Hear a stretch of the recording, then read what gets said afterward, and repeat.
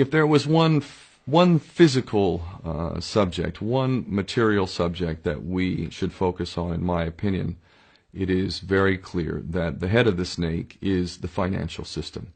We can argue till the end of time about who runs the world. Is it the Jesuits? Is it the reptilians? Is it the Illuminati? Is it the Freemasons? We can go on and on and on and on about this.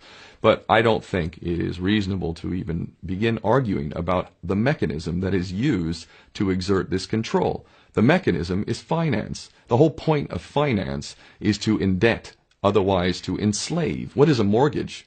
I mean, what does that stand for? It's a death grip.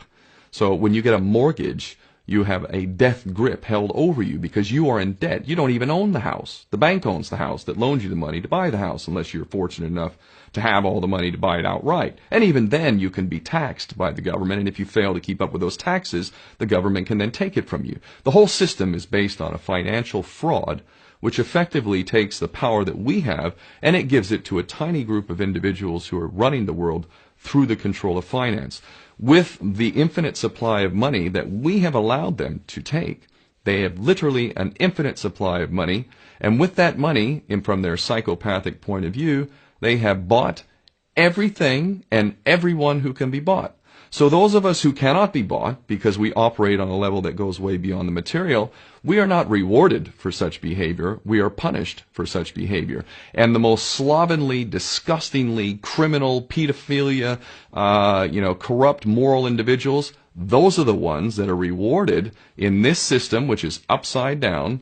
We reward the pedophiles, we reward the corrupt, we reward the liars, we reward the people with no morals at all, and usually we compromise them under this system in terms of maybe a videotape. Maybe Barack Obama is gay. The we have videotape of him having sex with another man, or perhaps some other acts that may be not so popular amongst many of the electorate. Or maybe we have videos of political leaders having sex with little boys or little girls. If I was in charge of the world and I was a psychopath and completely drunk on my own power, you can bet damn sure that's what I would do.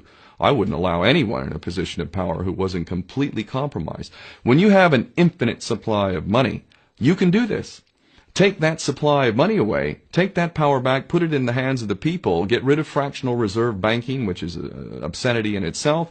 Listen to the lessons of Jesus Christ. If you're a Christian who got really pissed off when he went to the temple and he saw what the money changers were doing, let's take back control of the issuance of money, and not just on a national level. I'm happy to see in Denmark that you have your own currency, you don't have the euro, but on every country's level, they should be issuing their own currency in a transparent, non-usury based way in which it really, truly benefits the people. And in that way, we can literally free ourselves of the banking debt which is drowning us all, and we can stop scrambling for the crumbs from the table of these filthy rich psychopaths and live in a state of abundance just by changing this one thing. And I'm not just talking about abundance for Western nations who have an artificially inflated value with their currencies. We all in the West are guilty of having that reward while the rest of the world is sucking on it.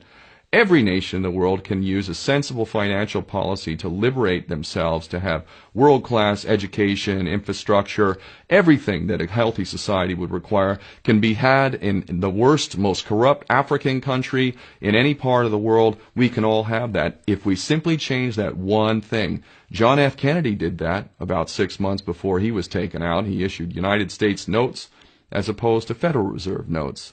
I can assure you the powers that be knew the power of that act, and they took him right out. So the bottom line is, if we as people understand this very simple principle, just this one thing, change this one thing, we can solve every other problem you can name. I don't care what the problem is. I can bring it back to the financial system and an infinite supply of money for a bunch of psychopaths who are running the world, as opposed to an abundant supply of money for all of us. So in that sense, I'm very optimistic.